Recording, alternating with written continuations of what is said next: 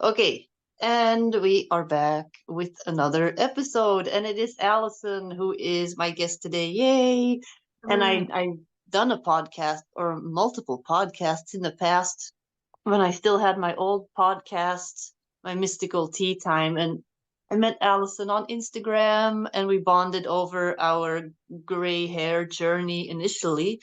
And then I found out that she was a hypnotist. And then we started talking about past life stuff, Dolores Cannon, and we became really close friends. And she came to visit me in Spain when I lived in Spain. So, yeah. And now she's here on my podcast. Yay.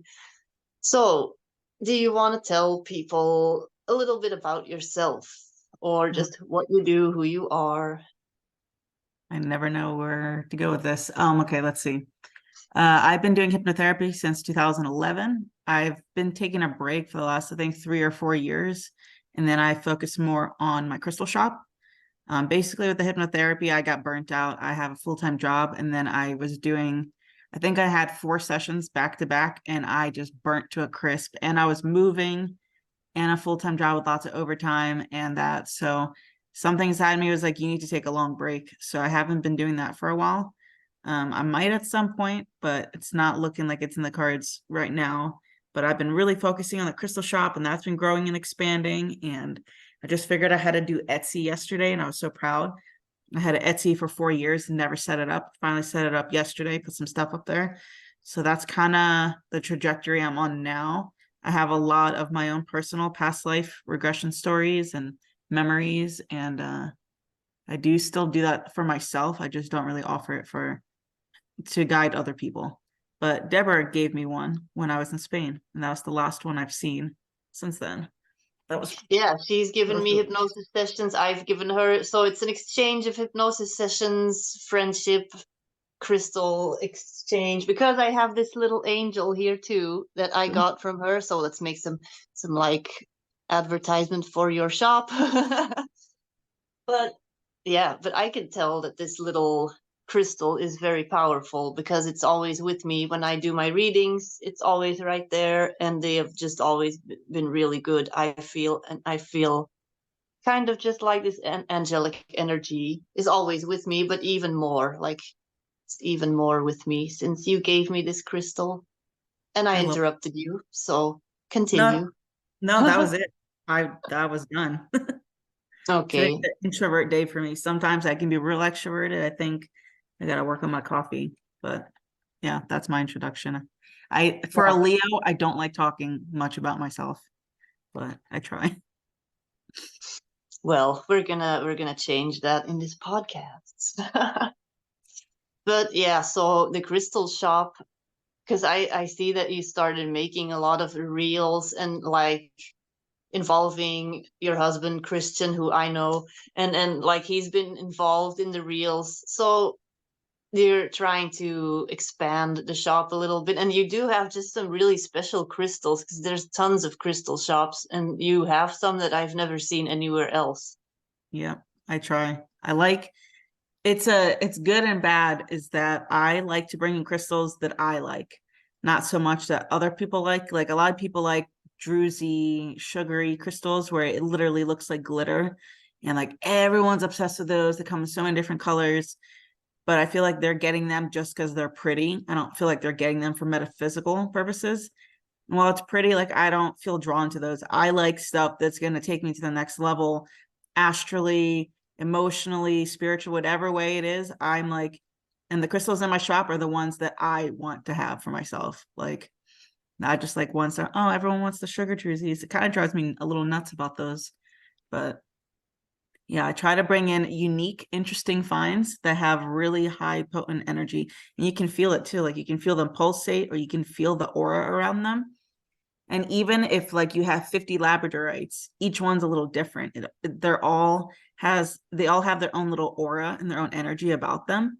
And they're like, I see them like my pets, like how I treat Millie, like my dog, my cats. That's how I treat them. I kiss them, I talk to them, I work with them, I thank them, and like I have little bonds with them. And a lot of people don't also know that you can activate them. Like they're just dormant, but once you activate them, that's when you can really bring them to life, and like it takes them to the next level. So one thing I like to do is I sing to them. Like I'll sing, like I'll chant Om or something right to them. Like I'll hold it in my hand and I'll do that. And then I feel like they really wake up. And one of the They're things like crystal babies that you're yeah, holding. yeah, I'll kiss them and I'll sing to them. And the vibrations of your voice is what activates it. And then that's just one way. There's so many other ways of doing it. And then you can always ask them too, like, how can I work with you? What is your medicine? Like, what is your specialty? Just like, every person has their own specialty. Crystals have their specialties too. And like some labradorites really help you shield you in the astral. Some are going to be grounding, like even though they all have those metaphysical properties that you can tap into, some of them, like, they prefer one over the other. Like one of my labradorites literally said to me, it can protect me and camouflage me in the astral. It's like, that's literally my specialty. I love doing that. That makes me happy. So yeah, there's so many ways to work with them. Yeah, I feel like ever since you started, like you've gotten more knowledgeable on the crystals too, like compared to the beginning of the shop. And it's probably also just your Atlantis aspect Yeah. that's really coming through, I feel, because your name is Atlantis Rising Crystals. But It like I don't definitely. feel like there's a lot of people, or maybe I'm just not seeing them anyway. The majority of the people selling crystals that I find, it's like a shop like any other shop, and I'm gonna buy crystals because I want to know how can these crystals help me? Right. Like what can they do for me when I'm working? And I don't know enough about crystals to really like know anything. So I just have some crystals, and when I do a reading or like in the morning, I'll be like, okay, which one of these speaks to me? So like wear like a necklace or earrings or Yeah. have with me when I'm doing a reading, and I won't know, but the crystals know, like they're a little team of crystals, I guess, and they're just like, oh yeah, I'm gonna help today, or I'm gonna help, blah blah Yep. blah, and I'm just like, okay, who wants to help? Exactly. I do that too, and that's kind of how I learn about them, because like I'll see it in my third eye, and if I don't have it, I know what it is and I'll look it up, and it's exactly what I needed in that moment. And so that's, I just kind of accumulate knowledge as I'm going. Like it either pops up in my third eye or in my crystal. I have a crystal room, I have a garage, they're all over the whole house. But like if I'm feeling like I need a boost one day, one of them, like its aura gets really magnified. Like I see it like a bright yellow pulsating aura. And that's why I know that's the one I'm working with that day. Sometimes it's in the third eye. Other times I just sense and feel it. I don't see anything. So it does come in different ways. But they love working with people. Like that's what they're here for. It's just like spirit guides, right? Your spirit guides want to be Hmm. called upon. They want you to ask, can you help me? Can we work together? Crystals are the same. They want to be your guides, they want to help, and they want to live out their purpose. They're ancient, they're so knowledgeable, and they're just a tool that we can use here on this earth plane. And yeah, the reason I named my shop Atlantis Rising Crystals is one of the very first past lives I experienced when I was learning about past lives. And it was a spontaneous remembering. Nobody regressed me or anything. It just spontaneously happened. I saw that there were crystals in the shape and size of actual mountains back in Atlantis. And the air, I can't even describe to you. Everything was so much bigger then. And because there's so much of that frequency radiating in the atmosphere, everyone was bigger, everyone's consciousness was more expanded, everything was just bigger. And I saw crystal mountains, and they were like vibrating, pulsating, and like kind of like humming. And when I tune into crystals, I can hear them hum, and I think that's just like for my Atlantean lifetime. Yeah, I know that I see tons of crystal pyramids, all like pure crystal pyramids on like other planets, like Sirius and the Pleiades. They have crystal pyramids that I keep seeing, and in Atlantis. And I don't know what happened, but I think a lot of these pyramids that we still have, that they were originally like a completely different material, or I don't know. Yeah. But I yeah, wonder about that or just it was in such a different realm. And like I feel like what we have now are just like the bones of a skeleton of what it used to be. Like yeah, it like if you envision bones in a human like a skeleton, at one point it was a walking talking human. It had flesh and thoughts and consciousness. And that's how I feel like the pyramids were like at some point they had, their version of flesh and consciousness. And then right now it's just the remnants of what's left of it. It's not even comparable to what it used to look like or what it used to emanate. yeah. Yeah, whenever I connect or when I just see stuff in the Akashic records about Egypt, it looks nothing like the way it looks now. Mhm. There is a bunch of like trees, a bunch of gardens and stuff, water, like little canals and rivers and stuff, and just a ton of gold and marble and crystal, and that's what I see. Like Atlantis. It looked like Atlantis. Yes, it did. I don't know how much I remember. I remember little blips like that. I had a few times in lifetimes in Egypt. One, I was a soldier, and they like shipped us off to go not in Egypt. Like we had to fight somewhere else, and all I wanted to do was go back home to Egypt. And then I had another lifetime where I was in the mystery schools in the pyramids, and we were learning to levitate. And those are the only, and these were all spontaneous. Like I didn't have a past life regression where I saw these are spontaneous memories. I haven't under any regression seen in more detail that or Atlantis for some reason. I mostly see like more recent lifetimes I was able to really see. But yeah, I would love to be regressed and see like an entire lifetime in Egypt and get more details and information. But it's like you just have like a like a knowing. Like I can see in my third eye and I have like a little knowing on little things, but I haven't Mhm. seen a full-blown lifetime there, just like blips of things. No, because we wanted to actually go to Lyra when Yeah, I put you in hypnosis, but then we ended up in the Middle Ages. But of course, we were also in Spain, in yeah. Toledo, which is the like headquarters of the Inquisition and medieval architecture in Yeah. Spain. So in a way, it made sense that something would come up that was connected to the energy there. But it was also a really cool lifetime to see. That's that was one of my favorite lifetimes to see. I love tapping into him. That person I was in that lifetime, just so carefree and like not how I am now.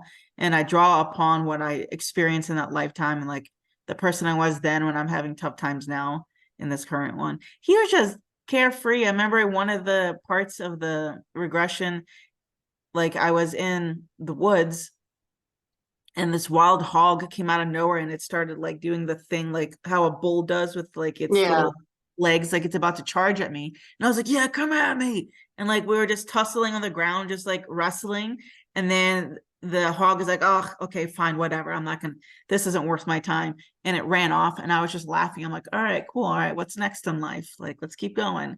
Like nothing bothered me, nothing, I wasn't scared, nothing bothered me, I was by myself just living the life, just like a little yeah. traveler. Just And the funny thing is, whenever I do a hypnosis session with somebody, because I'm so connected to them, I see the stuff that they're seeing. Often I'm just in mm, there with them. So I yep, was seeing all of the stuff, and that you said you were laying on this hill and kind of just looking up and laying on this hill, and there was a little town in the distance, and I was just seeing all the stuff yeah, like this looks so cool. And especially because we just spent the entire day walking around. Was that day? I think it was. We spent the entire yeah, day walking around this yep. medieval city in Spain.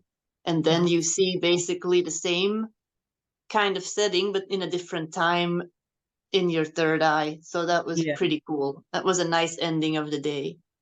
that was such a cool lifetime. Oh, I wish I can go back and live that life again. That was, I didn't see like how he died or if he like got married or anything, but like what I saw, he just like carefree, just like. And the other thing I saw too is he was in the woods and like in the middle of the woods, there's like a little tavern or something. But there was like people dressed real fancy, like in a kingdom, but they had like those really pointy hats that Pointy had hats, like a yeah. veil in the back. And like I was just dressed like a peasant, like like how was it Peter Pan? No, like Robin Hood. I was basically dressed like that. And I had like, what are they called? Like the little leggings. Was there like a Yeah. certain, like I What had a are tunic and like skin there's tight a little word for leggings them? and some booties. But there are all these people from it looked like they must have been from a court, like from like a kingdom, because they were all dressed to the nines, super fancy, and they're having some random party in the woods, and I stumbled upon it. I don't know. That was a cool lifetime. But I couldn't figure out his name because I remember you asked me to like look at the writing to see if I could read it, but it wasn't a language I know now. So my brain's like, I don't know what to tell you. I don't Yeah. know. And didn't we start naming him Bartholomew just for fun or what? Or I don't Yeah. know. I named him Bartholomew because that was the very first thing I read by Dolores Cannon. And it was about a man in medieval times. I don't remember fully. I just remember it was medieval times and his name is Bartholomew, but he was like doing spiritual stuff. But like when she described that, I instantly saw my own. Like I knew it. Like I wasn't doing spiritual stuff though, but like the person I was in that lifetime, like I could see it as I was reading the book. And yeah, it always stood out to me. I was like, that's just cool. So that was my association. I was just like, let's call him Bartholomew because I don't know what his actual name was. Hmm. So yeah, I know I'm gonna like you're gonna have to do the whole story again because you were just on Beverly's podcast, and I know I listened to that, and I'm gonna be on her podcast I think next week, Oh, cool.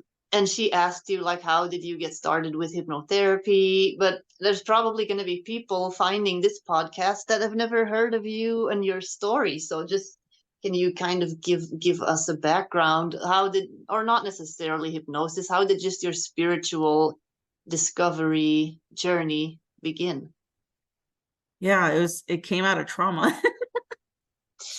um, That is as it usually does. unfortunately the case.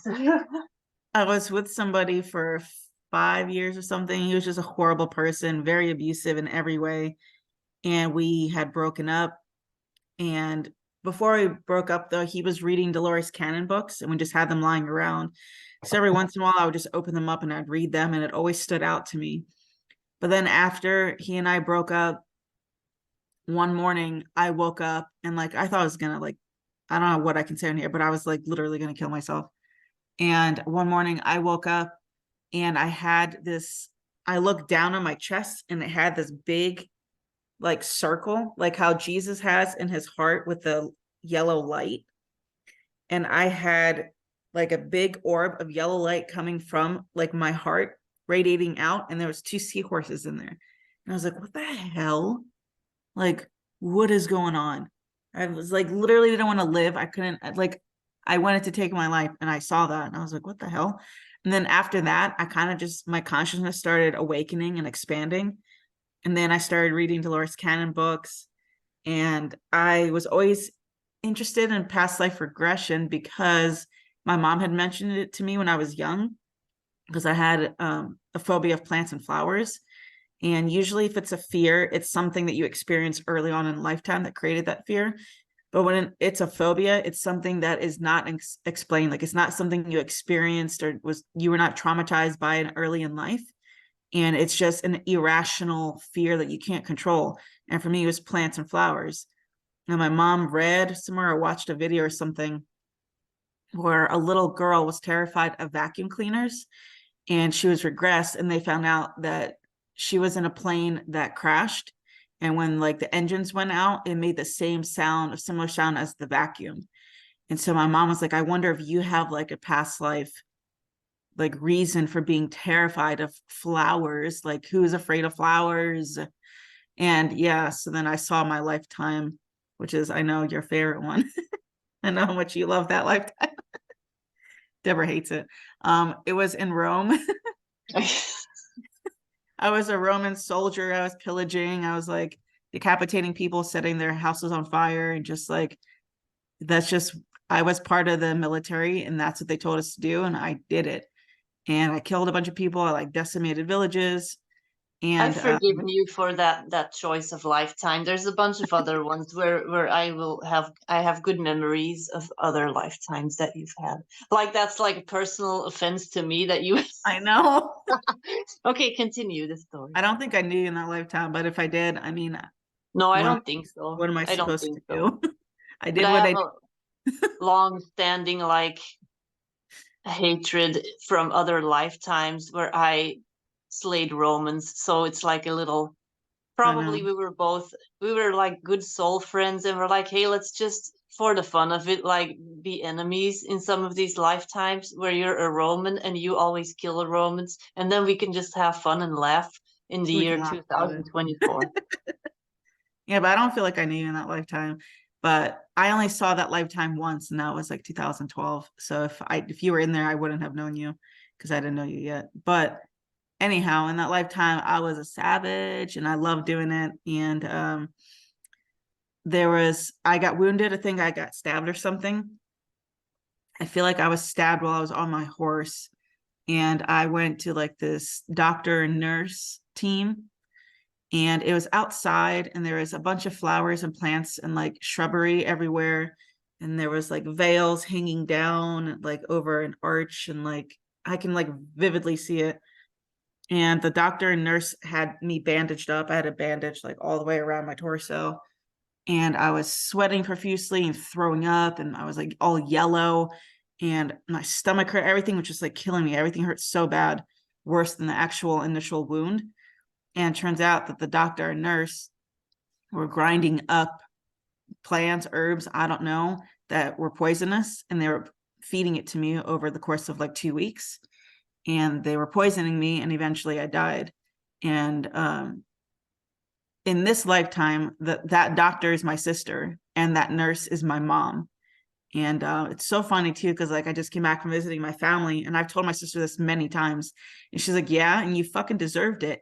And I was like, "But you still can't take my life." And she's like, "Well, you shouldn't be doing what you were doing." She's like, "I got no remorse. If that is true, and I poisoned you, then you deserved it. But I'm glad we're friends now." And I'm like, "I hate you." But and it's funny too because she was in pharmacy in this lifetime. Of course she was. Why wouldn't she? I'm like, oh my goodness. Um, but yeah, I think our karma is good now. My sister and my mom and I, because we're all really close. But that's kind of what propelled me into. I was like so deeply fascinated that seeing that made all the logical sense. There's nothing else that made any sense to me as to why a little 3-year-old is terrified of flowers. And Mm-hmm. like I'm fine with like grass and like ferns and stuff, but if it had an opening like a tulip, I used to like just throw up. I would throw up, I would faint. Like I still don't like tulips. I can handle flowers and plants, but if it's like really big leaves, because I think where I was in Italy, like it was kind of like a little jungly area, and like not a full jungle, but there was lots of huge leaves, like how people used to fan people with like big leaves, like those kind of leaves. And I still don't like those. If I see those leaves, I'm like, I'm turning around. I'm not interested. Yeah. So yeah, that's kind of how it Yeah. all began.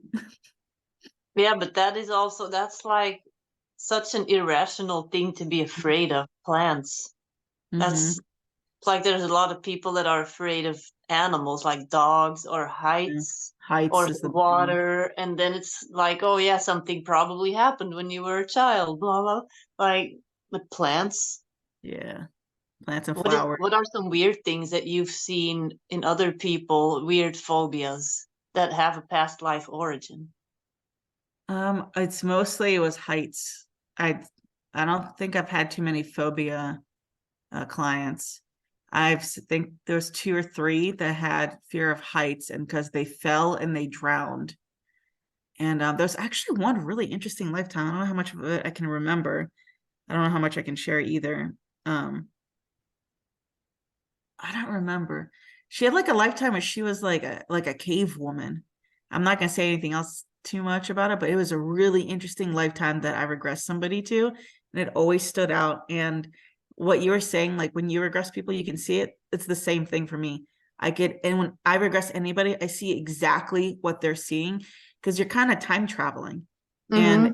I am like what is it called? Like, not a conductor, but like I'm like a chaperone or like a guide that takes people into that kind of space.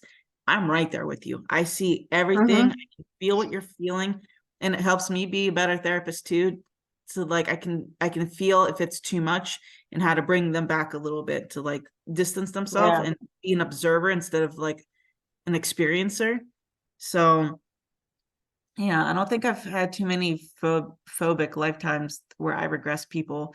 Most of those people are just like out of curiosity. And let's see, I'm curious if I saw if anyone had a lifetime where I was in it. I had one person actually, and during the Revolutionary War, I had, well, I regressed them in this lifetime, not during then, but he was like a soldier in the Revolutionary War, and I was a woman, and I was helping taking care of all the kids because like we were with like Native Americans, and I was helping take care of all the kids. And he was in that lifetime. He was Native American from what I remember. This was like 2012. It was a while ago, but he and I knew each other in that lifetime because I was helping taking care of all the kids, and he was a Native American warrior. And in this lifetime, we were cool friends, and like we instantly clicked too.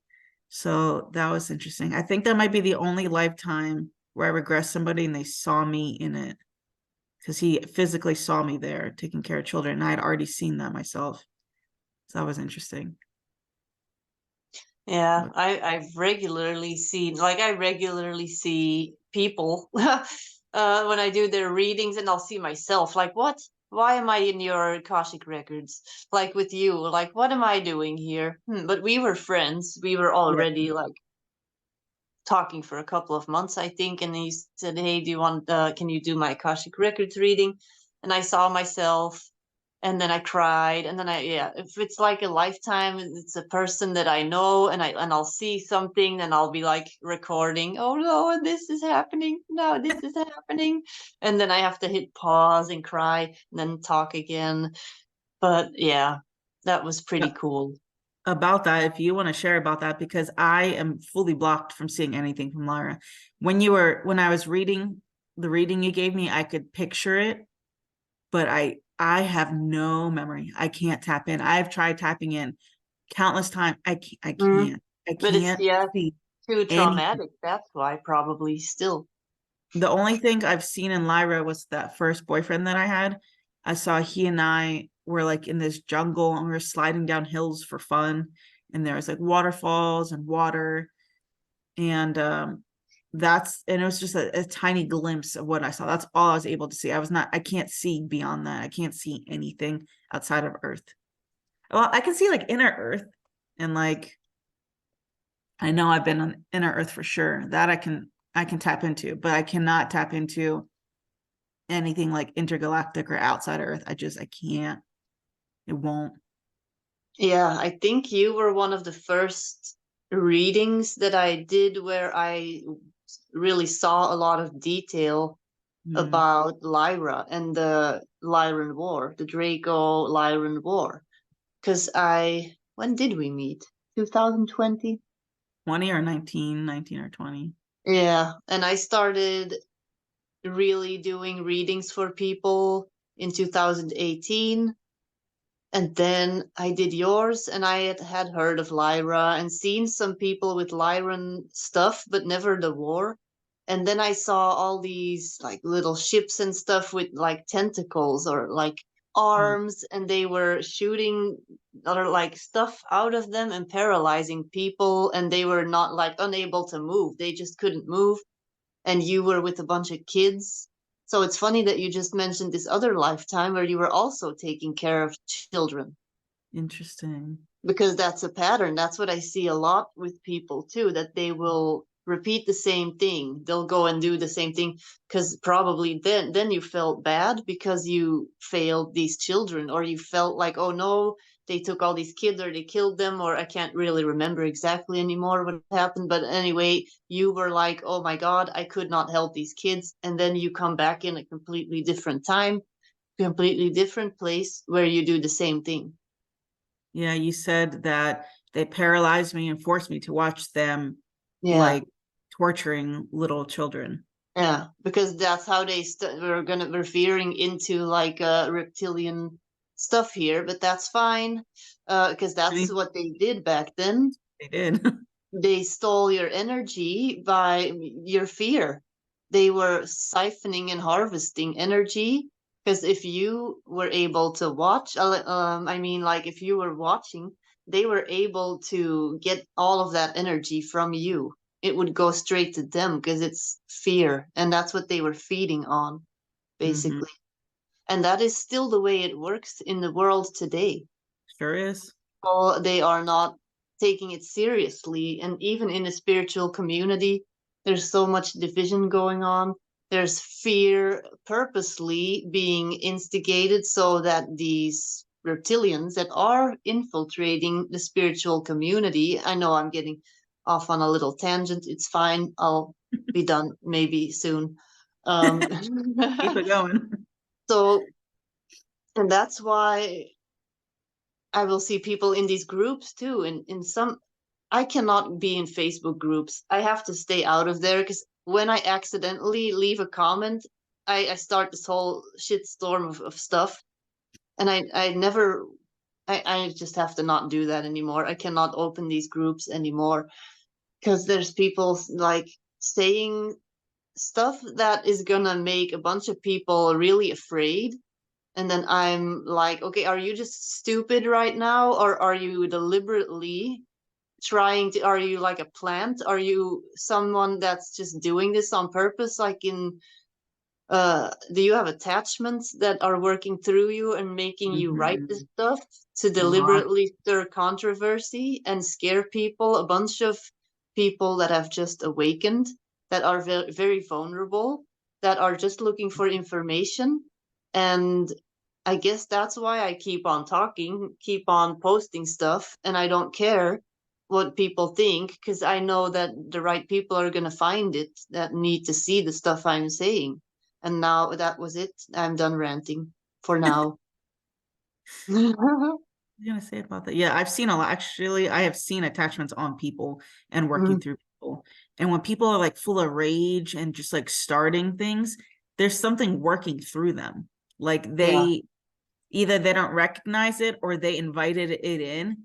But there is a lot of people have like evil work, like evil negative entities working through them and siphoning the energy of the person they're like using as yeah, a puppet and the person on the receiving end of their drama and their craziness. yep. Mm-hmm. I Yeah, have that's definitely seen. what triggered my whole webinar that I created a year ago because I started seeing all these connections between personality disorders and soul contracts and how that has a physical effect on your amygdala, which just starts pumping out a bunch of cortisol, flooding your amygdala, stunning you, and putting you in survival mode. And all this energy is going straight to the people that are putting you in this state. And on an energetic level, it's these beings behind these people that are feeding off of this energy. So Mm-hmm. I was like, this is all connected. Somebody that's in a trauma bond or a toxic relationship, they don't, and you hear these people say that all the time, like, I Yeah. don't want to be like this. I don't want to be like this. And I believe them that these people, the abusers, they don't want to be like this, but they are hijacked in that moment when you see, or like somebody with borderline, you can see the switch happening. Sometimes you'll see that they have this different look. Their eyes are different suddenly. I actually have a really interesting thing. I was listening to a podcast, forget what it's called, but it's like a big one. And they had this guest on there.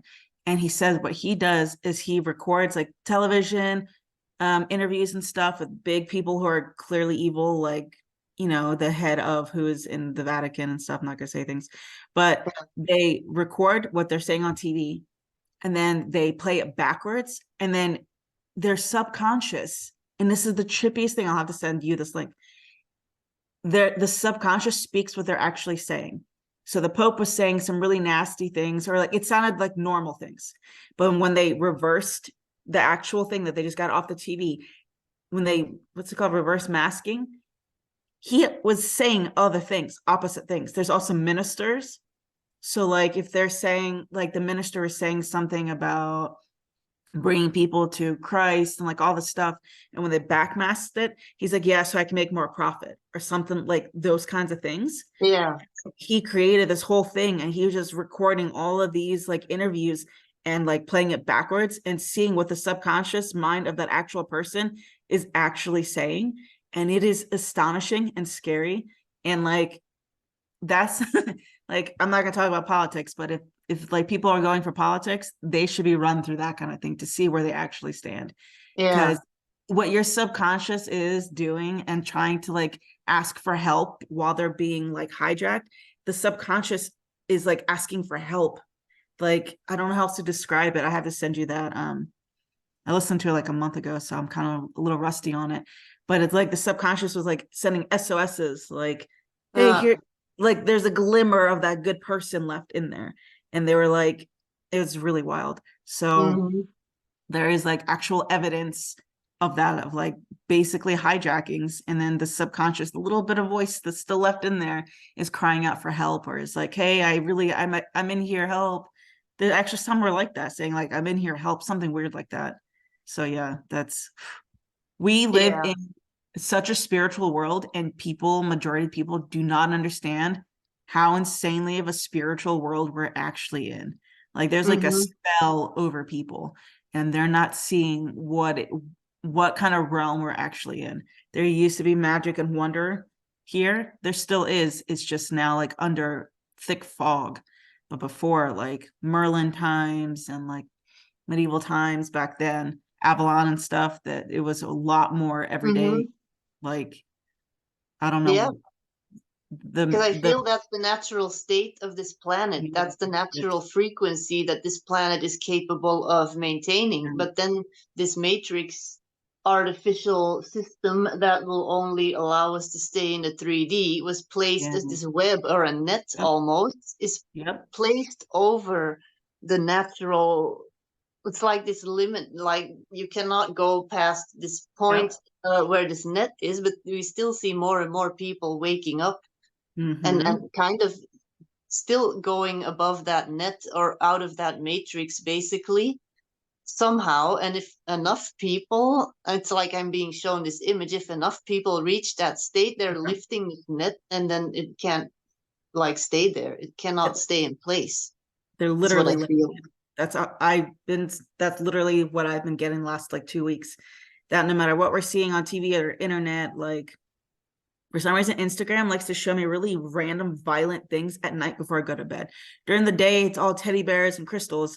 And then last night, I was going to, like, right before I was going to bed, I was just scrolling, and there was like something in LA where like 30 people, or it was like 300 people stormed some outdoor mall and like robbed everything and started fistfights with random people. And I was like, I would never consume this content. If I see this, I scroll back, like I scroll past it immediately.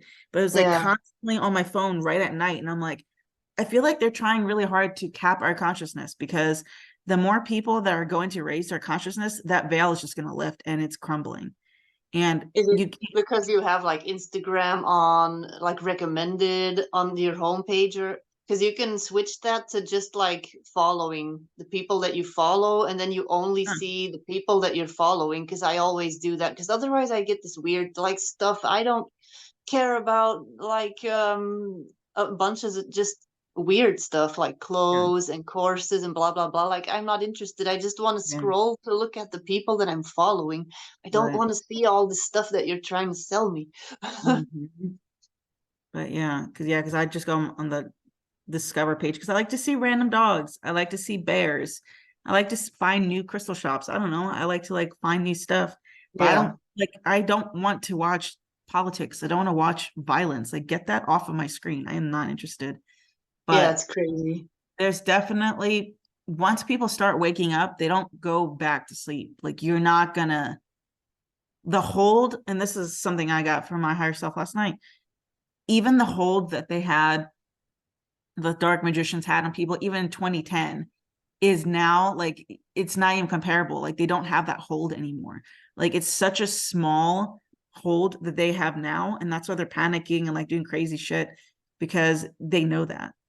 Like the consciousness is meant to expand, and it's expanding, and like nobody can stop that. They're trying, but like you can't. There's too many people going past, breaking through that barrier. I see it like a spider web. It's like a spider web of black magic spells and like delusions, and like kind of makes you like dizzy and wobbly. But once you see what it is, it has no effect. Like it doesn't do anything anymore. It's like, okay, I see exactly what you're doing, and I'm not interested. But also I think it's because I was in Atlantis, so a lot of people lived in Atlantis are alive right now, and they are doing the opposite. So if I was doing bad things in Atlantis, then I'm doing the opposite in this lifetime to reverse that karma. And I think a lot of people are here for that. Mm-hmm. Yeah, I see how there's people that have soul contracts with other people, and then they'll come to me like, see, this is it's my ex, blah blah blah, ex-husband, ex-wife, or something, or mother-in-law that they don't get along with, and why is there such tension? And it's because they are meant to reverse that Yeah. pattern of what Yeah. happened back then, Yep. and that now is the lifetime where it's all meant to, but everybody has free will, of course. So Yeah. there's a lot of people that are like, why is there so much tension between people? Why are there so many people that are just getting separated, then finding somebody else and all this stuff? Like, because there's so much that needs to be worked out in this lifetime. There's a bunch of souls coming in here all together because now is the lifetime that they get to work out stuff from lifetimes and lifetimes. Yeah. In order to lift the consciousness, like everyone has Mm-hmm. to release the baggage and clean off the karma so that we can all, I don't want to say ascend, but like consciously we have to ascend. Consciously, there's so many ideas out there in the ethers of how we could be living, and it's coming more and more now to more people. And I do feel like it's going to be a turn for the better. We just have to keep raising our consciousness every day, like choose a better thought. Like when I was seeing all the violence, I was like, wait a minute, wait. I'm not putting this in my consciousness, especially before bed. That's a no-no. And then go and switch it, and I look at teddy bears just to like shift my frequency. And I Mm-hmm. feel like that's what people have to do. Like if you are spotting a lot of like density and negativity, you have to take control of your reality and your environment and put something better in it. And that's how we keep expanding our own consciousness, by not allowing those nasty dark feelings or entities to like use us as puppets. Like you're not going to feed off my energy. No. Mm-hmm. Yeah, I think that's the thing. A lot of people are not realizing that they can control more in their reality than they were made to believe. Mm-hmm. And more people are awakening, and they are starting to see that they have more control. Yeah. But then all these old programmings, old belief systems, they're gonna have to come up. Yep. So people are always like, oh, spirituality, it's so fun. Spiritual awakening is so much fun. Uh, until all of a sudden, all these belief systems come up and there's no way around it. You have to face them because Mm-hmm. it's like you said, you cannot just turn around again and be like, oh, I'm going to quit the spiritual awakening journey. It doesn't Yeah. work like that. No, you're searching for the next deeper layer. I'm like, okay, well, what's next? But that's the other thing. People get sucked in and like, okay, well, I have to constantly work myself. So what's next? And it's like, you shouldn't force that. Whatever's supposed to come up will come up, because you're going to burn yourself out or get, I don't know, possessed or something if you're only looking at the dark too. You have to just, a lesson is learned. I'm gonna coast for a little bit until the next lesson comes up. And when the next lesson comes up, I'm gonna face it head on, and we'll go there. Some people keep digging. What else? What Yeah. else? What else? You kind of have to, you need space and time to integrate and to allow that integration to take hold. Then you can move on to the next lesson and the next clearing. And sometimes it takes years off of one clearing. Like my boss and I worked together for 3 years. Did I tell you she's gone now? Yeah, you told me. God. We had a, Now she's going to be watching this podcast, leaving a comment. Probably better not. not. She's not like aware at all to like be drawn to this at all. This would like repel her. She's not ready to look at any of her shadows. But she and I had a lifetime in like the Pilgrim times, like 1400s or something. And our karma was nasty. And she and I worked together for 3 years, and she finally left. When she left, I felt like a cycle closed. Like, oh my God. But I did learn a lot in that cycle. I saw her karma, but I learned a lot from her. I learned a lot of how I don't want to be. And I also learned some good things too. But yeah, so now is the time for me to integrate and kind of take a little break, integrate like a little mini vacation from all like the nonstop lessons I had with her. Now it's time to integrate, kind of take a little break, and then I'm sure there's gonna be another lesson at some point, either at work or somewhere else. But yeah, man, that lifetime. Should I share it? Yeah, you can because I know a little bit about it already, but it's always interesting. I think it's interesting to hear other people's past lives because I'm just super intrigued by past lives.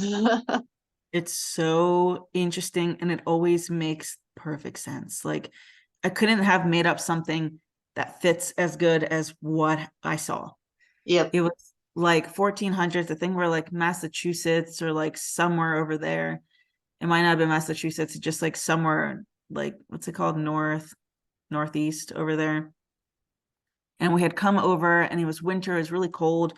And I was living in this tiny little shack, like just made of like wooden, I don't know if they're wooden boards or there were logs, but it was like everything was in one area. I had a little cot, I had a little rocking chair, and I had my fireplace where I'd cook. I had my cauldrons for cooking and everything in one little tiny space. And I was the village elder. I must have been like my 60s or 70s. And in that lifetime, she was young. She was like between 16 and 22. And she had her first baby. And something was wrong with the baby. And she came to me in the middle of the night. And the baby was like sick and like just not doing good.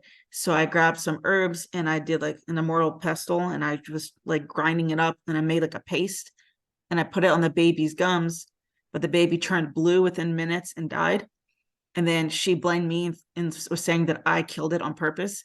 But it was like a herb that everybody had in their house. Everybody knew about it. Like there's nothing like this was common knowledge. Everyone used this for whatever ailment it was. I don't know what it was. But then she lost it. She lost it. And in the morning, I had two guards come, or they were like soldiers. Two dudes from the community came, and they're like questioning me and all this stuff. And I remember being so shocked because I was like the village elder, and I helped raise all of them. Like I've known all of you your entire lives. Like I helped you be birthed, and I helped you birth your children and all of that. And they're accusing me. I don't know if they accuse me of witchcraft or just of murder, but I was just so shocked because I was like super Christian too. And I'm like, you all read the Bible. Like, how could you accuse me of this? Like, I could not comprehend the fact that they would believe that I did that on purpose. And then we had a trial, and she was leaning over the banister with her dead baby, like waving it around, like, look what she did, look what she did. And everyone's losing it. People have like those powdered wigs and stuff. And they have like those big buckle shoes. And they found me guilty. And I was shocked and I didn't say anything in court because I thought they would understand because they all knew me. Everybody knew me. We all came to this country together, and I raised all of you. I thought they would know I was a good and honest person, and that I would never do something like that on purpose. I was bewildered, like I didn't have words, and I didn't try defending myself. I just didn't say or do anything. And they threw me in like this prison, and I rotted away, and I died there, and I had like lesions, and I had like black liver spots, like a big bruising, and just they weren't feeding me. I think I had like dirt water to drink, and like I just died in there all by myself. And one of the things I had to learn in that lifetime was to speak up and to defend myself, which I had to do in this lifetime with her. But like she was after me for no reason from day one. She was just like, oh, I hate Allison, and I just irrationally hate her. And she just made my life a living hell every day for 3 years. No one else. And the whole time I had seen it, and I was like, yeah, whatever. I know what you're doing, and I see why. And the baby that she killed, he worked with us in this lifetime, or the baby that I accidentally killed in that lifetime, he worked with us. And she said that she always felt like he was her son. And I'm like, yeah, because he was in a different lifetime. But yeah, so that, man, I died with like no dignity, all by myself in like this nasty prison. And I was completely innocent. But yeah, so that was quite the lesson. And I saw this maybe a year and a half ago. So then I had to work with her for a year and a half, knowing all what I knew. And obviously I can't tell her, like, I know why you have a vendetta. Like, you need to get over it. Like, here's what happened. And you need to heal. But she's not trying to heal or work on anything. She's just like, she doesn't even know why she's doing it, but I could see that was. Oh yeah, because she was probably not even aware that she was taking that stuff out on you, or she may not have understood, why do I just not like her, or she may not have understood. Well, probably she didn't. She had no idea. And it's funny too, one of the guards was trying to defend me because he knew me, he knew I was a good person, and he was our CFO in this lifetime, and he had my back against her. And I was like, this is so funny. Like, he was trying to protect me in this lifetime from her because he couldn't protect me from her in that other lifetime. So it was like so Yeah. much, but yeah. Yeah, you cannot make this up, these connections and how it Crazy. all comes back. And I've seen it in my own past lives too, like how, and in various past lives that are all coming back together now, and how they played different roles and how they are now playing their role. And in the Akashic records, in people's readings, then I give them the story and they're like, whoa, that makes so much sense. And I can Mhm. completely see how that would have been my father in that lifetime, how I could have been their child, or stuff like that. Mhm. It's interesting. It all makes the most perfect sense. Like, when you see it, you're like, oh, wow. And then you see how it's replaying in the roles we take and stuff.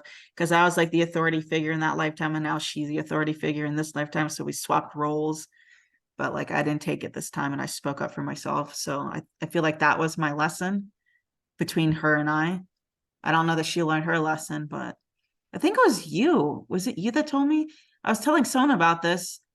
I think it was you. And you said she didn't want anything good for me because she wanted to like punish me. And she felt like I didn't deserve anything good because of what I did to her then, even though I did not do it on purpose. But she like Yeah, subconsciously was holding on to this belief that I don't deserve anything good and anything good needs to be taken away from me.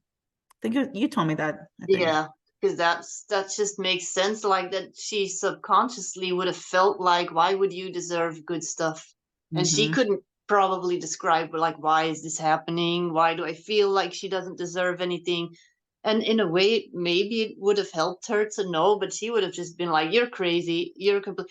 And like, if I would go up to half of the people that I know or have recognized in past lives, they would be like, yeah, you're crazy. Yeah. Yeah. I can't go and tell her in a meeting, listen, I know why you're such a beep, beep, beep. It's You because can say that word on this podcast, by the way. fucking bitch. Like, Yeah. I know why you're this way.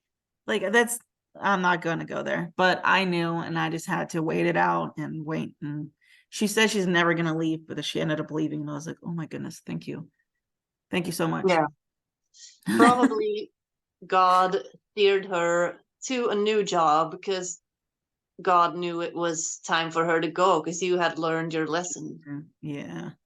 I pleaded with my spirit guides too. I'm like, yo, take her out of my life. Like, I can't, I don't know how much more I can take. Like, I feel like I integrated the lessons. I don't know what else is left here between us, but she's like, if I'm the creator of my reality, my experience, I want to create like the way I always see is like a play. And it's, you have the backdrops and you have all the actors. And I'm like, it's time for this book to end. And like, I'm ready for the next book. Not even a new chapter. I'm ready for the next book. I'm the creator of my reality and what I experience and see. And I don't want to see her. I don't want her here anymore. Get her out. And then within a Mm-hmm. month, she put in her notice and left. And I was like, oh, thank you. I'm sick. Can't take it anymore. But yeah.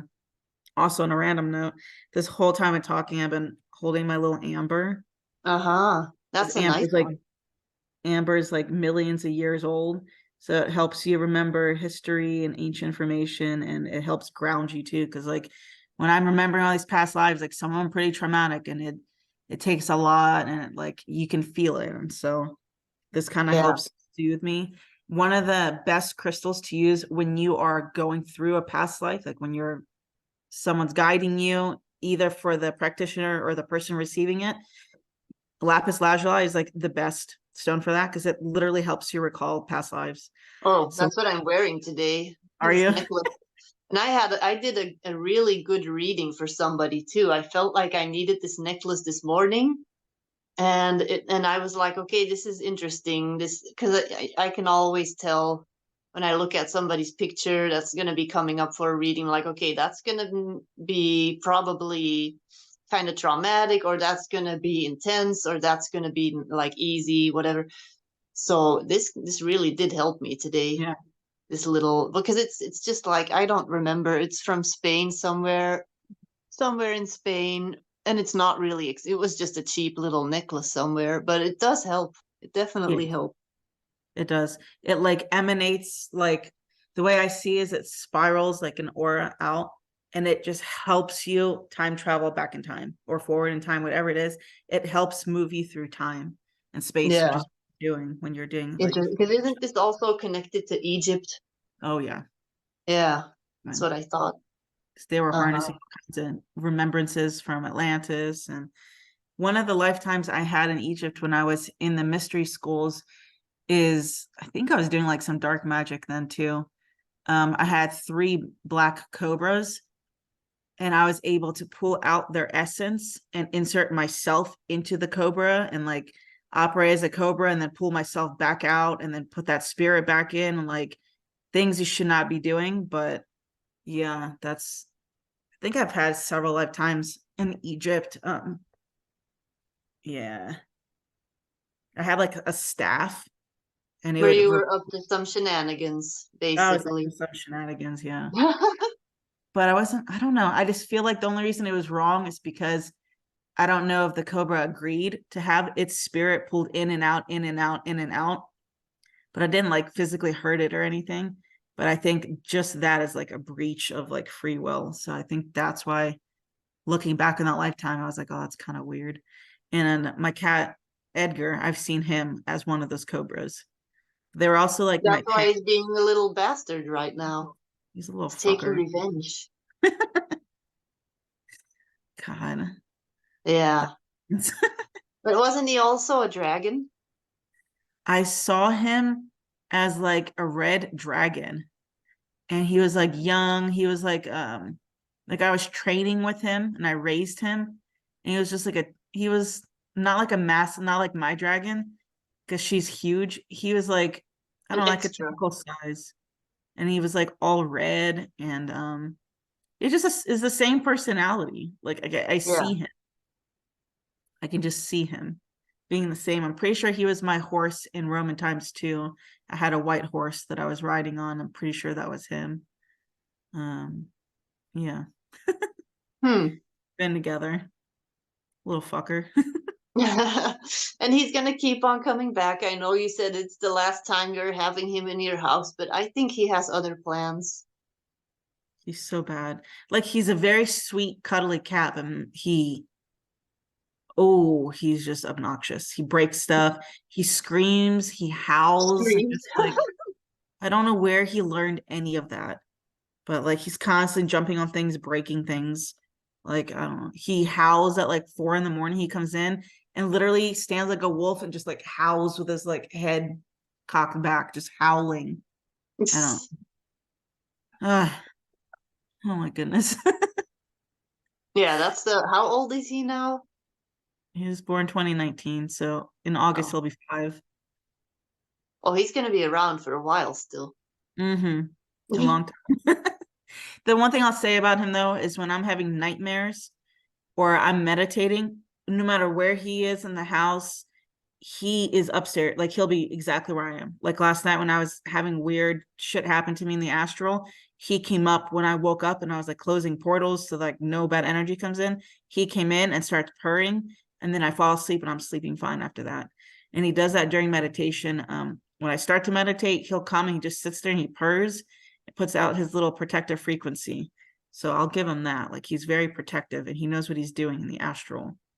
But Yeah. in the 3D, he's a little demon dude.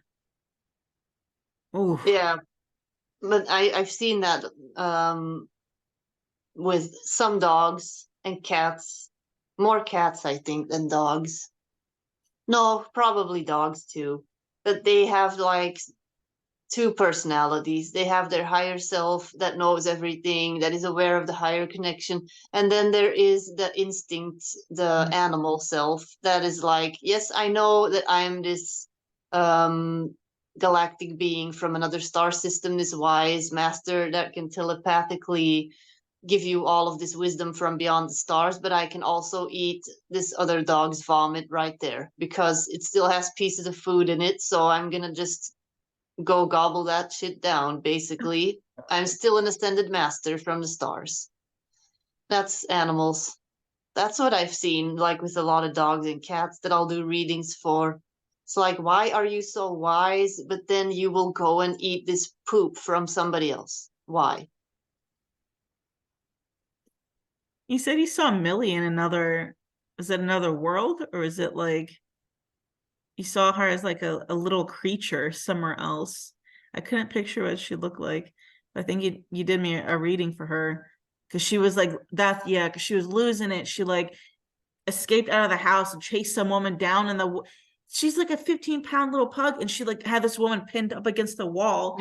The woman's terrified, and Millie's just losing on her. She's like, "Oh, you're giving me a lot of reason to like not trust you right now because you're acting real scared. Why are you scared of me? Like, what is your?" Yeah, Oh my goodness. I can't She's so remember. I can't remember exactly, but yeah, she was with you from other star systems. She's been with you since like way before. Yeah, I saw a lifetime with her during that Revolutionary War lifetime. She was one of my doggies then. That's all I like saw myself. Because I can't see the Yeah, galactic stuff. I can't. I know Barney, like my corgi that's now not living with me anymore, but I sent you a bunch of Barney spam all the time when I still had him. He's a corgi and he's like a typical weirdo corgi, food obsessed. So like will not like you tell him to be quiet and he always tries to have the last word in and he'll like whisper bark. He'll be like with his mouth closed and like oof, and still and I'm like quiet and then he stops and it's like 1, 2, 3 oof, and then he still has to bark. I'm like, what? Are you still talking? Why the hell are you still talking? Then he just looks, waits a few more seconds and then oof, like always.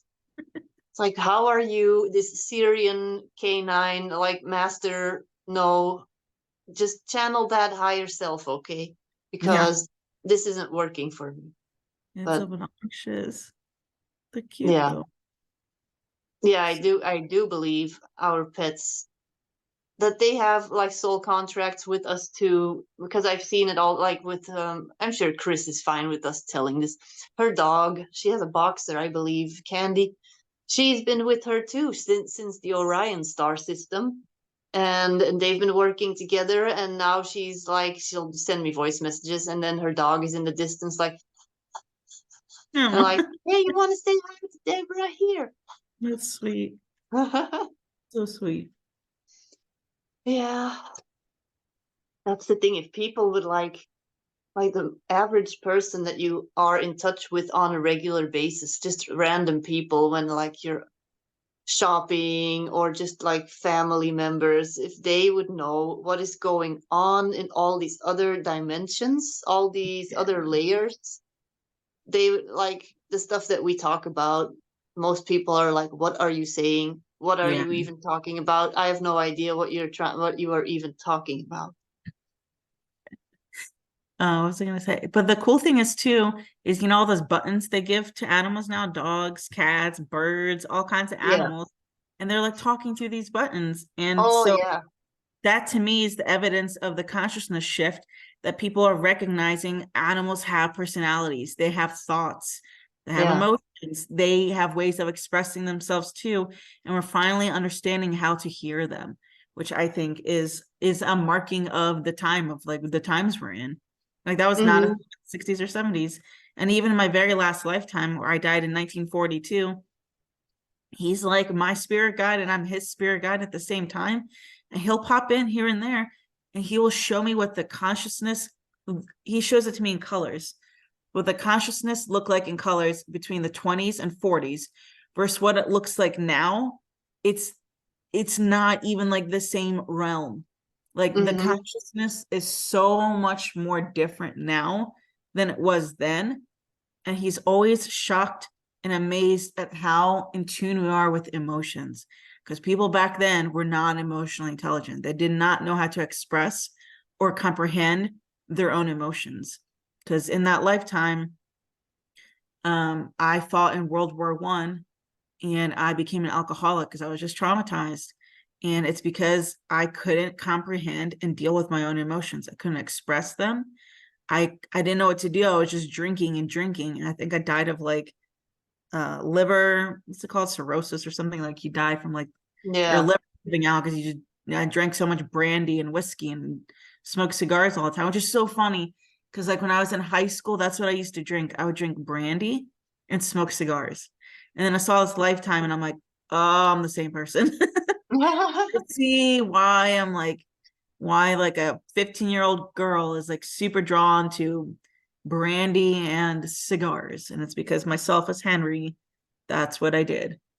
But yeah, he'll pop in and he tells me how amazed he is at how I understand my emotions and how I'm learning to express myself. Because I had to teach myself that. I didn't know any of that growing up. Like I'm in a Russian household. The only emotions we know how to express is like anger and frustration. I didn't know there's so many other emotions underneath it, and there's a scale of emotions. And even besides the anger, I didn't know how to even express it. So the fact that I learned all this stuff, like it blows my past lives personality away. Like that, and my name was Henry, and like it blows Henry's mind. And yeah, but I love that he shows me. So like in the 1920s, 1940s, he shows that the frequency of consciousness, it was like an amber color, like kind of like a sepia color. Yeah. And now he's showing it as getting brighter, like a brighter white. So Hmm. like he shows me on a scale how the color of the frequency of consciousness is shifting over the times.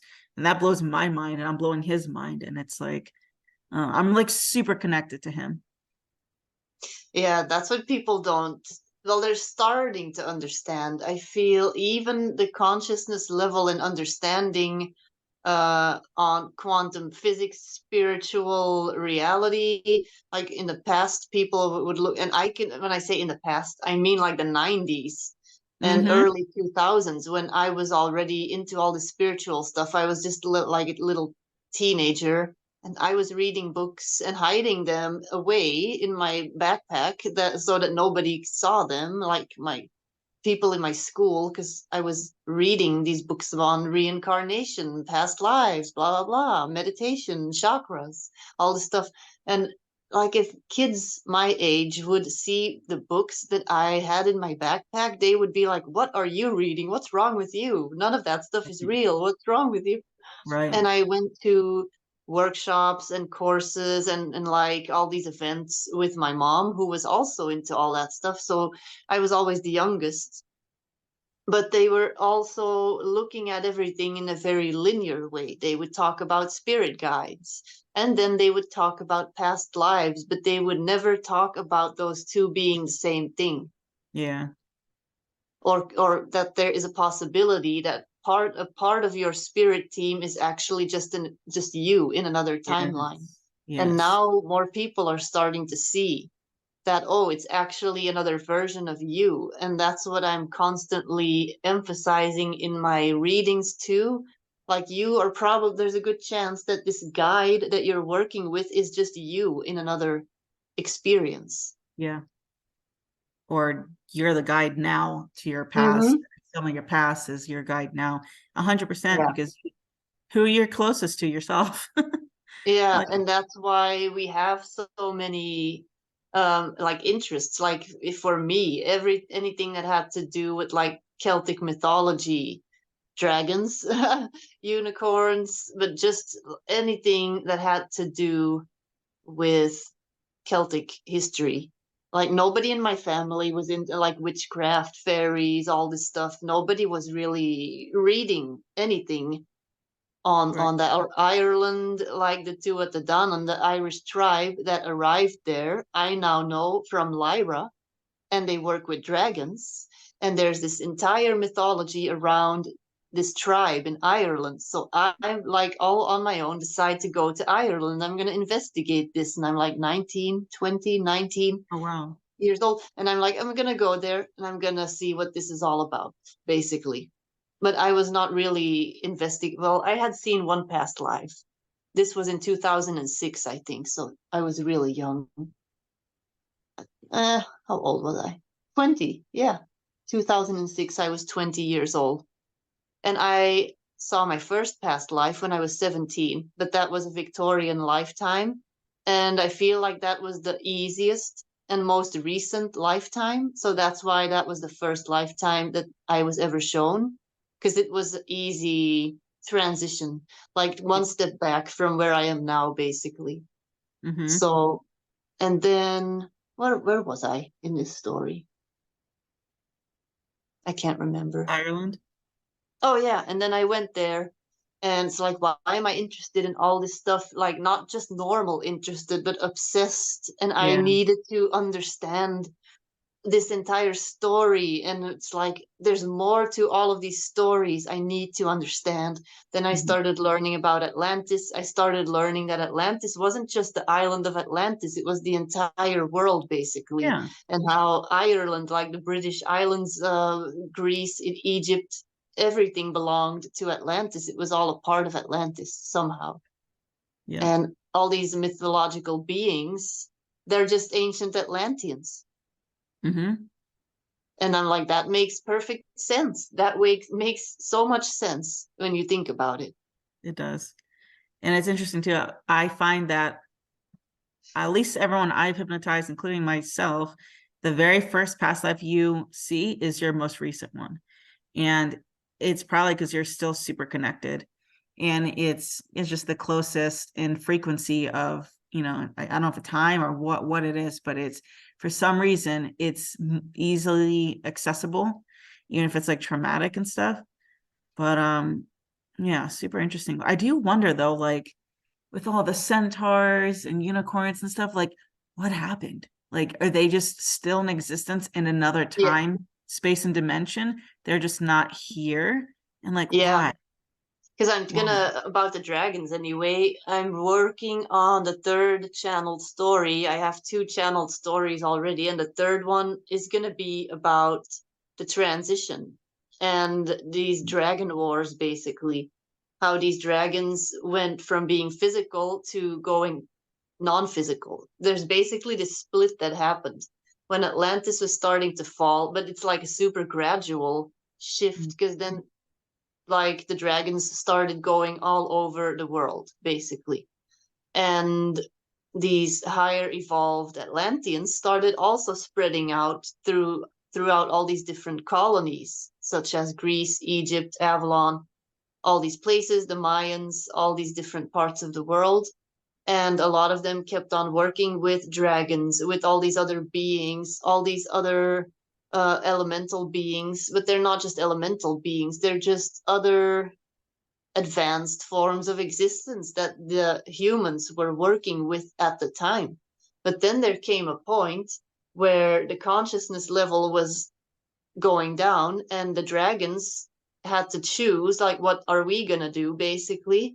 But look at all these medieval paintings. Remember when we were in the Mm-hmm. cathedral in Toledo in Spain, and there's dragons, there's mermaids, there's all this stuff carved in these wooden chairs. It's Mm-hmm. like, you're not gonna tell me that these medieval people that did not go and they didn't travel, how did they know about dragons? Like, Yeah. if there were not actual dragons. Across the whole world, in every culture, Mm-hmm. like, don't even. Yeah, so I'm gonna write about that stuff and kind of go into the hidden history of the dragons. And it's a combination of channeling sessions, of hypnosis sessions, and Akashic Records readings where I've seen people in like medieval wars.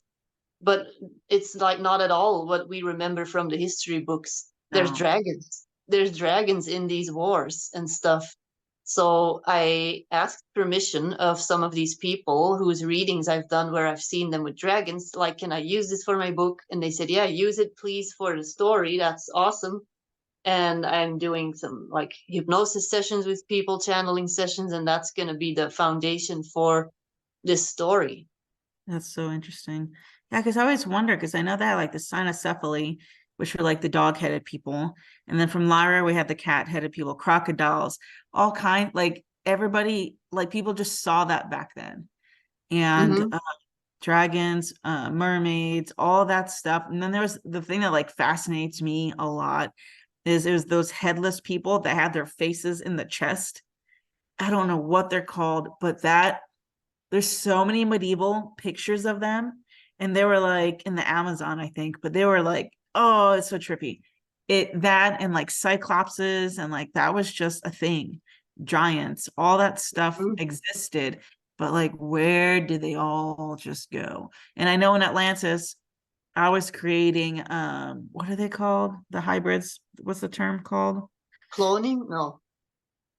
When you're mixing like the DNAs with like a goat and a human. What was it A called? Just hybrid, yeah, hybrid, or hybrids. no, they There's a have word names for it. like Yeah. I can't But you know, remember. but like I know I made those creatures. Like I spliced DNA and I did that. So I know like that existed at some point. And it's just wild. Like, do those consciousnesses still live? Like, are they just in a different ether? And like same thing with Mount Olympus. Like that used to be way up there.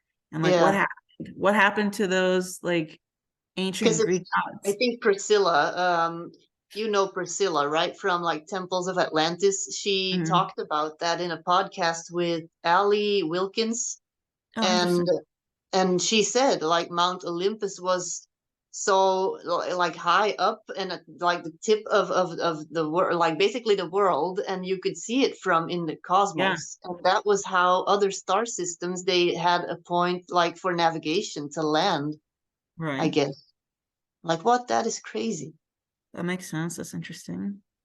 But like you just don't see or I don't know. It's so weird. Like the consciousness degraded that much, or do we just pop off into another whole like I don't even know what to describe it. Like the Matrix. We're just Yeah, like, we went through an entire descension cycle, which in a way was necessary because, of course, source expands through contrast, right. through like shrinking and then expanding. Yeah, And then you can expand further and you shrink again. And then when you expand, you're going to stretch out even further.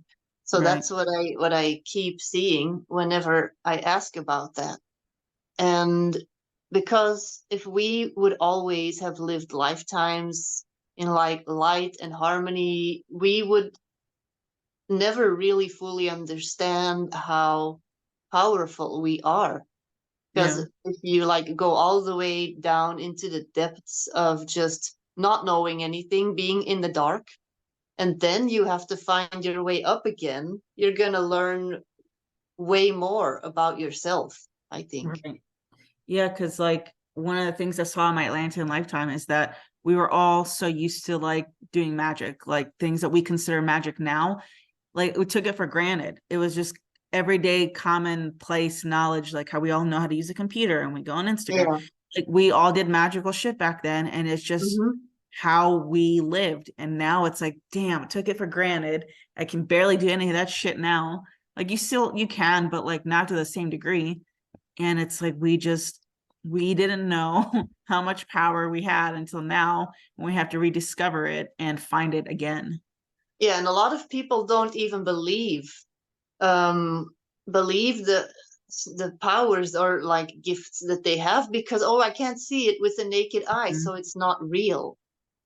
It's like, Yeah. yeah, well, in Atlantean times, you would have been able to see this energy. Like if Yes. I would have been healing a person, or I would have been doing an Akashic Records reading, you could see that I'm creating all this energy. You could see it. And Yeah. now you just have to feel it, You have to basically, or feel. see it with your third eye. Yeah. That's so interesting. Very interesting. Yeah. Yeah, but it's true. Yeah, but no, it is. Because people think like, oh yeah, it's all this Harry Potter and Lord of the Rings stuff and all energy I like love Lord of the burst Rings. flying around, but that's the way it was. It That was is like actually the way it was. it was. And that wasn't even that long ago if you think about it. So I hope we get that back because, well, I know we will because when I was a massage therapist and I was at a spa and there was like 150 other massage therapists. One day in meditation, I asked, like, what is our karma together? Like, there's so many practitioners and healers in this one space. What is our karma together? Like, why do we all find each other and work together right now? And it was very simple. The answer was we all were there when Atlantis fell, and we're all here to watch it rise back up. And I was like, that's why I really like Atlantis and Atlantis Rising Crystals, because like Atlantean knowledge and information technology is rising. It's coming back up. It's rising in our consciousness for us to remember and not reinvent it, but use it again. But we're going to use it differently than how we did it Yeah. then. Like once we start expanding more, it's not going to look like Atlantis. There'll be some remnants and like, and you can tell inspirations from there, but it's going to be imbued with our current like way we do things, but with some of the ancient knowledge coming back with it as well. It's really interesting. Yeah, I think I told you when you were staying with me in Spain that I saw a future timeline like of the Earth in like the year 2250 or something. Yeah. So like 200 years from now, and how it was kind of like Atlantis, but more like a modern version of what we are now, but Yeah. way more balanced with Yeah. a really good balance between technology and spiritual awareness. Yes. That somehow the technology was not overpowering, it wasn't overtaking people's desire to live authentically and from the heart. They weren't letting technology just take over. To And they hijack. were talking still. They were really talking to each other. It seemed like there was a shift. They were using technology to make life easier and to Yeah. support themselves for stuff like transportation, Yeah. communication. But they were paying attention to the way that like rooms were built so that you could spend actual physical contact together, create like meaningful interactions with other people. That technology was used to create food for everybody so that there was no more poverty. So that's what Yeah. I was shown I about the believe that. year. That's when I don't know if it was a channeling session or if it was just a spontaneous Akashic Records reading for myself. And I was shown like my next lifetime basically, if I choose to come back and say, okay, I want to be here in that time to see what happens, then that's what it would be like. That's dope. That gives me a lot of hope. Sometimes it's a little funky out here, but we all sign Yeah. up for it. And I do believe, like what Dolores Cannon says, there's a split happening, and this version that is not gonna ascend is gonna keep on existing for those that aren't ready, Yeah. that actually benefit from staying on this timeline. And then there's going to be another version that benefits from going on the more advanced timeline. Right. Yeah, because some people still want to learn their lessons. And like my boss, I doubt she'd go to the higher timeline. She wants to be here in the 3D. That's what her lessons are here. She's not learning her lessons. Mm-hmm. And so her soul decides to learn lessons at a slower pace, which is fine because everybody's soul wants to experience different things for different reasons. Mm-hmm. So there's nothing And wrong that's with the reason why God or Source made all these different dimensions, and that's us labeling something as good or bad when it's all a part of expansion, Mhm. basically. Yeah. And every soul gets to choose which way they want to experience that, which is very interesting. But the other thing too, I saw 2011, a lot happened for me between 2010 and 2012. And I was doing a meditation, and what I saw is consciousness as like this rainbow road. And with every step we were taking, it would illuminate and light up. And when you got to the final one, the frequency turned from light to sound. And once you stepped over on that last rainbow color, it propelled you to another experience, another dimension. And that I got there. And when I got there, everything looks a little bit different, kind of the same, but different. But I knew I had popped into a different dimension. And even though, maybe I'm still in the same house and the outside looks the same, there's different people, or it's subtle changes. I didn't see it like night and day and I'm just popped into a new dimension. It's like, wow, I escaped that. It's just it's a different consciousness.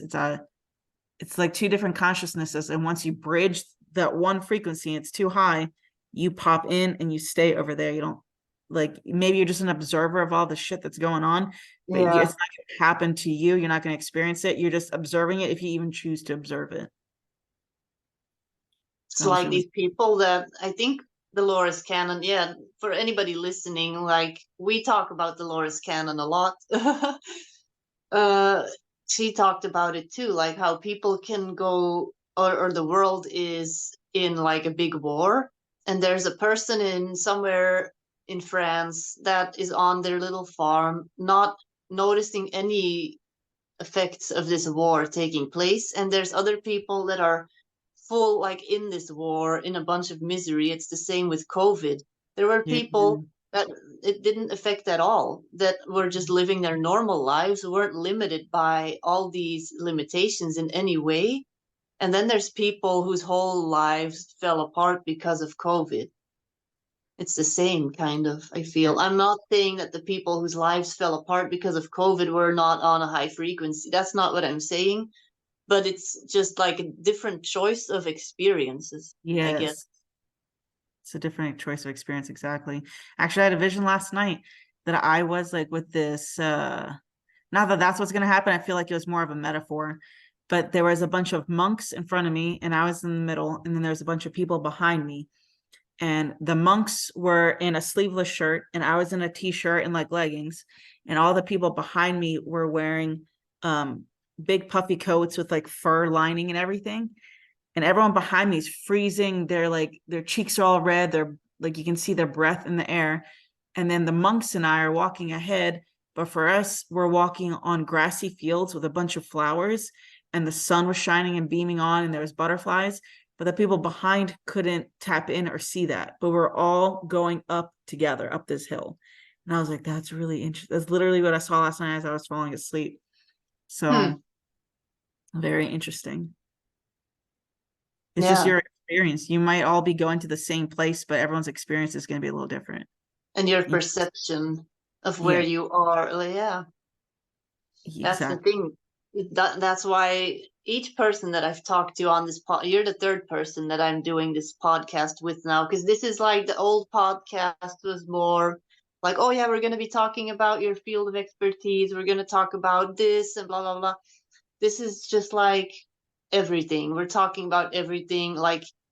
How crazy is it that you are having, we are having this spiritual experience, going to the store, sitting in your car, whatever, just doing normal stuff.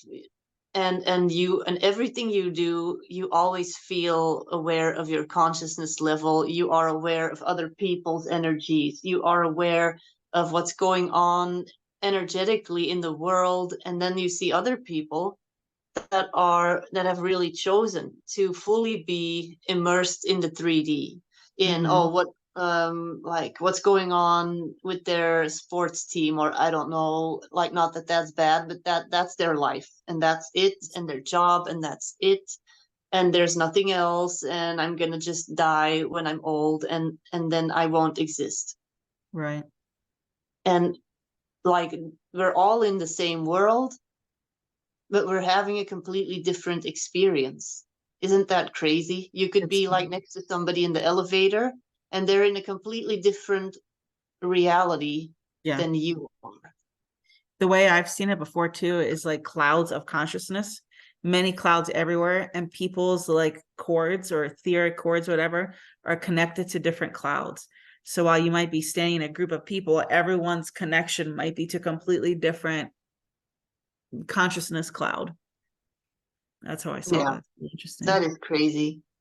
And you can also feel when you meet somebody that is like in another reality, you feel this thin layer Mhm. and you're supposed to interact, but you know it's like there's only certain stuff coming through this barrier. Yeah. And sometimes you're meant to plant some seed and then you're like bye bye and you go away again. And then you did that for them and they may not consciously do something with it right away, but they may do Yep. something weeks or months later. 'Cause that's what happened to me with the Dolores Cannon books. As I was just passively reading them, it didn't like it just planted a seed. And then later, months later, when I was ready to like dive deeper in, that's when it started expanding and like shifting my reality. So yeah, Mm-hmm. you never know when you're planting seeds. Yeah, I see that your hair is like super gray. Is it all Yeah. gray now? And that's your natural No, color, right? that's You my can't natural see color. it now. Mine, the light's not good, but mine's getting pretty gray, and I'm just gonna let it do its thing. It's like in the front, the back of it, there's a lot of dark with like salt and pepper. I think the Yeah, lighting makes it look more silver. It's really salt and peppery. Like there's because still a when lot you were of visiting, you had your purple hair still when you were visiting me. oh, that's right. It's about to be purple again on tomorrow. Yeah, I'm always joking, telling people I'm just letting my Atlantean hair come out, my silver hair. Hmm. Hmm. Yeah. Yeah, rock it. Why not?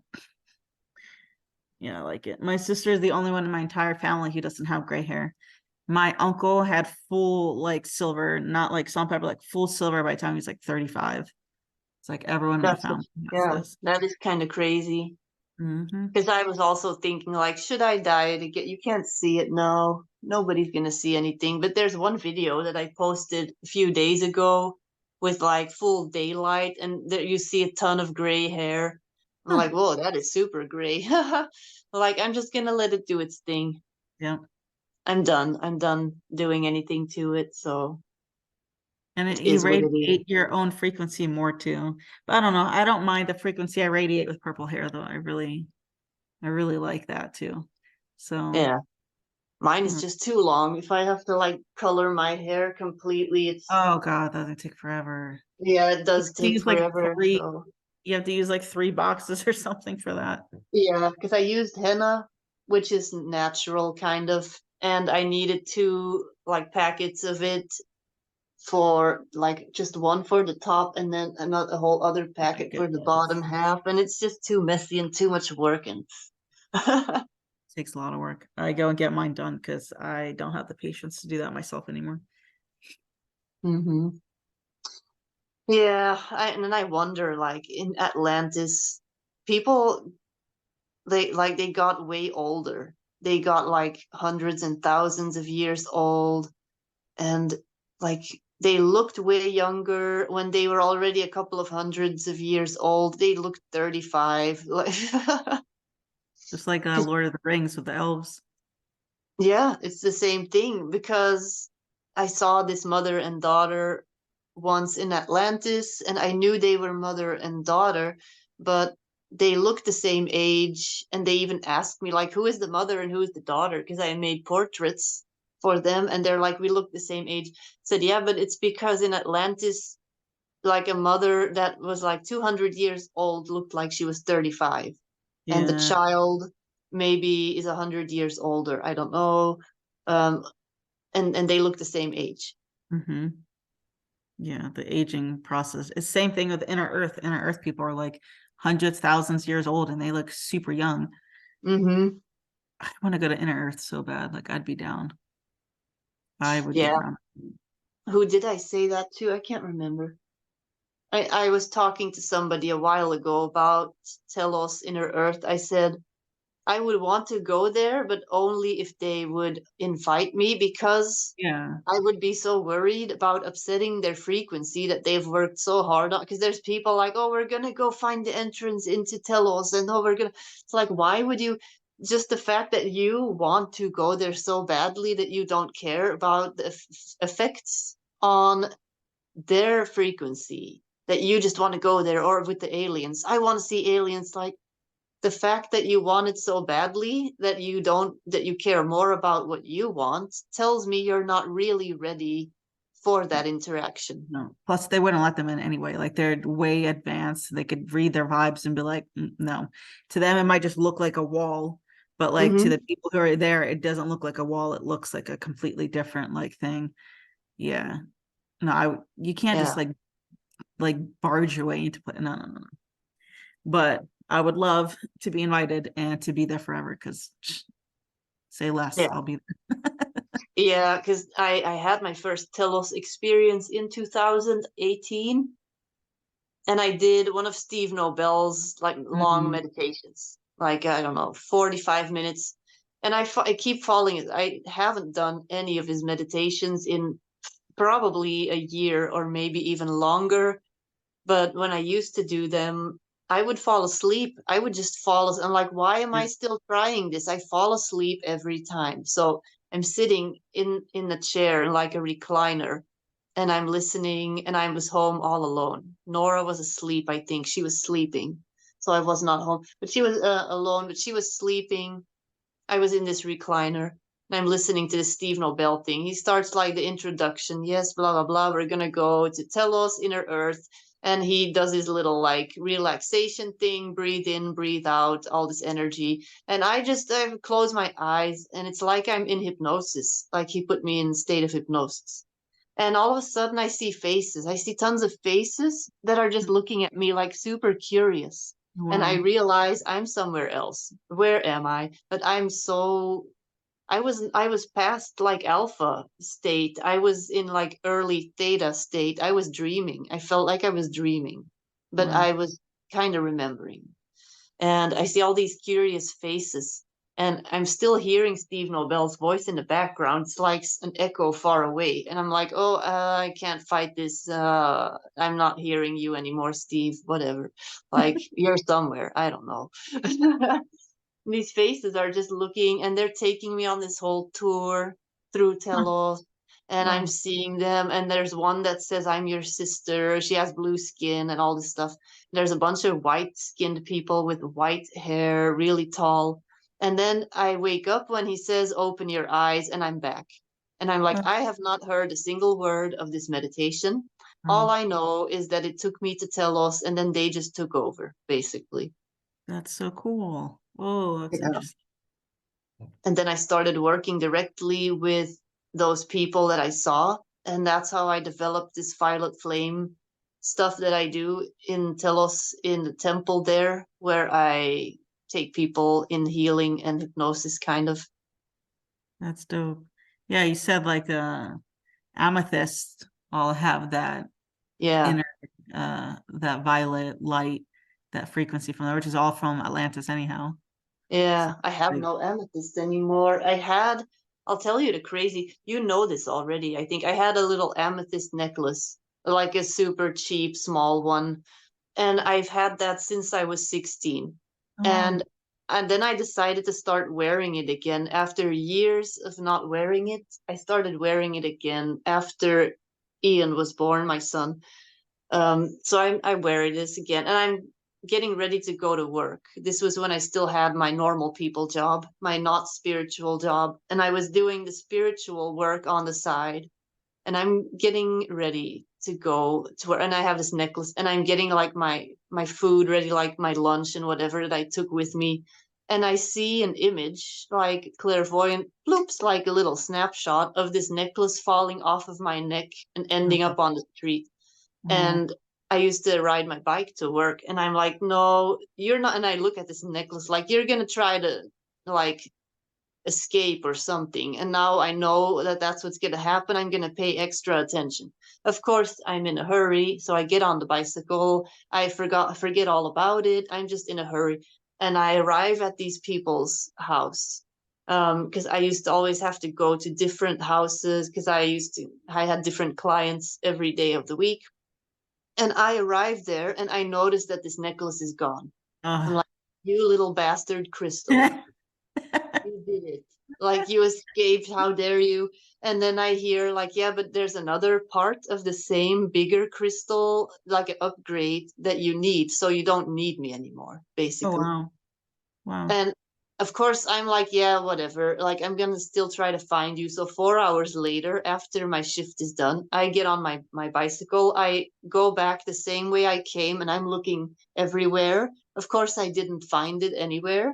So, and then I just got another one. I got another necklace, and that was its bigger sister, I guess. And I Yeah. had that for a few years, and then I gave it away to a friend because the necklace was like, yeah, but you're done with me. You can now give me to this person. Yeah. Yeah. They So definitely that's talk what I like that. did. That's awesome. Yeah. And it was a little like, and then I got an amethyst cluster that I also gave away after. So I gave that one away too. It's like I worked with amethyst for years, and now there's different crystals I feel that are benefiting me more, Yeah. I guess. Yeah. Different ones want to work for different things too. So that makes sense. Hmm. Yeah, for me, I had experience with Moldavite, and I've talked to several people that have said the same thing. When Moldavite's done working with you, it will dematerialize and disappear. You spend hundreds of dollars because Moldavite's very expensive. Spend like $250 on a piece, and it's like, listen, I'm done here. I'm leaving. And I'm like, no. And it is, I've had 3 just dematerialize and disappear. You can Just keep them in boxes, you can keep them locked up, they will go away. If they're done, they're done. then they Moldavite, just vanish mm-hmm. into the upper realms. Yeah, 100%. Especially Moldavite. Moldavite's like known for that. It's That's yeah. So crazy. if you spend like $5,800 on a piece and it's like, bye, God, that would suck. I'm done. Well, Bye. we've been talking for almost 2 hours. Really? That's crazy. Goes by quick. Is there any crazy stories we need to share before we end today? Anything we definitely need to talk about? Because we can keep on going and going and I know. I don't know. Nothing's coming to the forefront at the moment. we covered a wide variety of interesting Yeah. things. Crystals, Atlantis, past lives, attachments, even Inner Earth, people, yeah, inner earth, all kinds of New stuff. Earth, What? New Earth. Yeah. We covered all this stuff. The future. That's a lot of stuff that we covered. But Mm-hmm. yeah, you'll have to come back for another episode. I'm always 'Cause down. there's definitely we can keep on talking because I've had 2 episodes now with 2 different people, and I know that both of those people are gonna be back for more. Because it's just like it doesn't always have to be like, oh yeah, we're gonna talk about this and only this. It's just like we'll see what comes up. Yeah. And people, I always just set the intention for people that find this podcast, they're just going to connect Yeah. to it. They're going to feel drawn to the podcast, and they're going to listen to it. And there's going to be stuff in there for them that's going Yeah. to activate them. That's how I prefer to like be a guest on podcasts, is just I don't want to stick to some kind of script or a list. Like Mm-hmm. just let it flow and let it just whatever wants to come out, it's coming out.